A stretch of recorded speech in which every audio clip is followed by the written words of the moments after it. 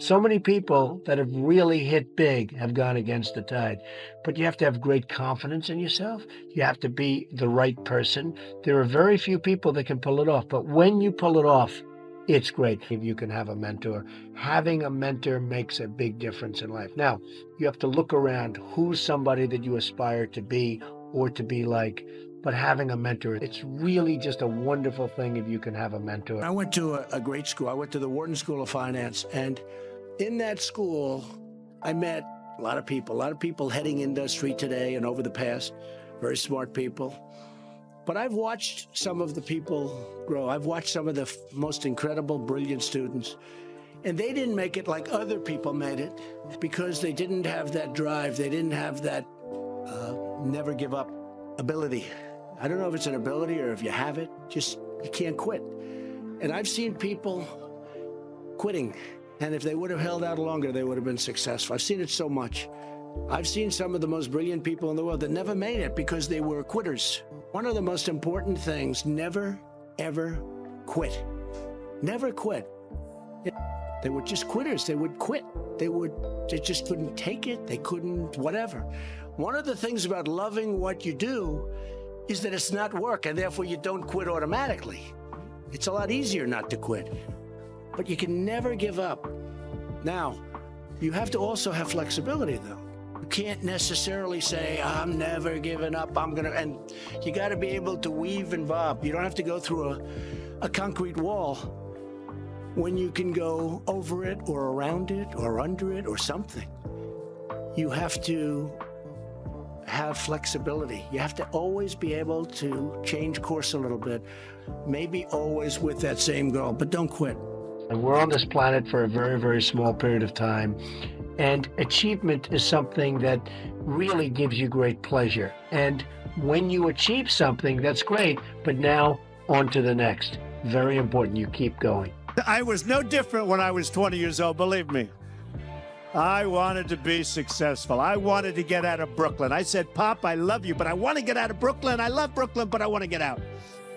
And I love those buildings. I look from Queens and Brooklyn, and I'd see those big buildings, those big skyscrapers in Manhattan. I said, Pop, that's what I want to do. That's what I wanted to do.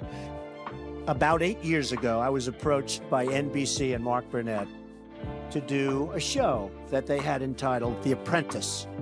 Now, I had an agent, a big agent, and he was a great agent. But I shook Mark Burnett's hand, and NBC was dying to do it. And they said, we'd only do it if you do it, Trump. You're the only one we want, nobody else. I was honored, and I said, yeah, okay, I'm going to do it. I knew nothing about television, nothing. My agent calls me. I heard you accepted doing The Apprentice. I won't let you do it. I said, Jim said, Donald, in the history of television, there's never been a primetime show about business or what you're trying to do that succeeded. I said, I wish you told me that. Then he said, and only 3% of the shows that go on television make it. In other words, you're probably going to have a failure anyway, but you'll definitely have a failure. I'm your agent. I do not want you to do this show. I said, you know, Jim, I have a problem. I shook the hand of NBC, and I shook the hand of Mark Burnett. I said, I shook the hand. He said, doesn't matter. You can't do it. I said, I have to do it. Anyway, time goes by. We do the show. It goes on. It starts at number 10. It goes to 8. It goes to 5 and 4. It then goes to number 2. And the following week, it's the number 1 show on television. And I knew it was good because I didn't know what the word rating meant. I didn't know, is that good or bad? But I knew it was good because the chairman of NBC called me. It was my birthday. And it was 7 in the morning. And he called, said, Donald, I just wanted to wish you a happy birthday. Now, to me, as an instinctive businessman, that means we're doing okay, right? My wife said, who was that? I said, that was the chairman of NBC. He wanted to wish me a happy. She said, darling, it's like 6:30 in the morning. We went out, and I get a call from the agent. And he calls me also. But his call was like at 8. He said, Donald, congratulations, I'd like to see you. I said, Jim, what do you want to see me about? He said, well, your show just hit number 1, and if you don't mind, I think I'm entitled to a very substantial commission. I said, how much do you think you're entitled to? Well, how about $2 or $3 million? I said, Jim, you're fired. And that was it. Point is, number one, I shook hands. I want to honor my handshake. I would have, had I not shaken hand, I would have really listened to Jim. That's important. Number two is sometimes in life to be successful, oftentimes, most of the time, you have to follow your instincts. You have to follow your gut. You have to. Your parents may say wrong, your whoever may say wrong, but you have to do it. Now, speaking of that, you've got to love what you do. And I've seen so many instances where people with great talent went into things that they didn't love and they failed. I would always say to people, and I'd see people, and I'd say, you got to love what you do. Because you love what you do, you work harder, but it's not work. I just bought Doral. I was telling Jerry, I just bought Doral, 800 acres in the middle of Miami, gorgeous. I'm so excited, I want to fix it up.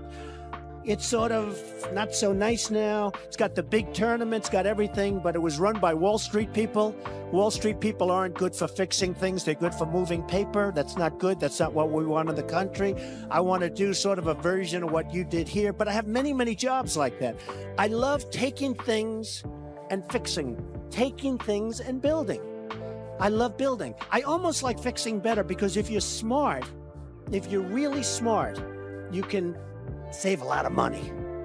When the building is there, the foundations are built, the steel is up, the walls are up, and then, you have people say renovation costs you more money. Those are people that aren't smart people. I know that for a fact you renovated a couple buildings here and did very well that you could never, ever do if you had to build new. If you build new, I love that too. I do it both ways. But there's something great about the renovation project. So you've got to love what you do. You've got to work hard. Never, ever quit. Never, ever give up, because that's the other thing. I've seen people that are super genius, but they don't have that gut feeling. They don't have that stick-to-itiveness, that never quit. And I've seen people that almost made it and failed because they couldn't go that extra mile. They couldn't do it. So you get something, you never, ever quit, never, ever give up. When people ask me about success, I've just started thinking about it over the last couple of years because I've seen a lot of it. You have to have an ability to handle pressure because no matter how successful you are, I have many, many friends and enemies, a lot of enemies too, I don't care, but they're smart. I have a lot of enemies, and I've watched people and I've seen it. And people that can handle pressure and be entrepreneurs can be successful. Now, I have some friends that are really, really smart, but they can't handle pressure, in which case they should work for somebody, do great, and have a good life. There's nothing wrong with it. Because I almost think that's an instinctive thing, the ability to handle pressure. Now, one of the things I tell people about pressure is, you know what? They said, how do you handle pressure? Who's had more pressure than me? Ay. Have I had pressure over the years? You have to remember, it doesn't matter. God matters. Your family matters. It doesn't matter. And if you say it, I have some people, they say, I've got to be successful. I've got to be. They'll never be successful. It's too crazy. They can't think straight. Does that make sense? Does that make sense to you that was going crazy, standing up about your success, right? So you've got to be able to sort of say to yourself, nothing matters that much other than the real big deals with family, with your faith, etc. Okay. Always have passion. You've got to have passion for your family, for your life, for your church, for whatever it is. You've got to have that passion. I've always believed in positive thinking. At the same time, I don't want to mislead. I also believe in aspiring, in terms of what you're doing, aspiring to protect against the downside. You can't just be this wonderful guy walking around, everything's positive, because unfortunately, that's not the way the world is.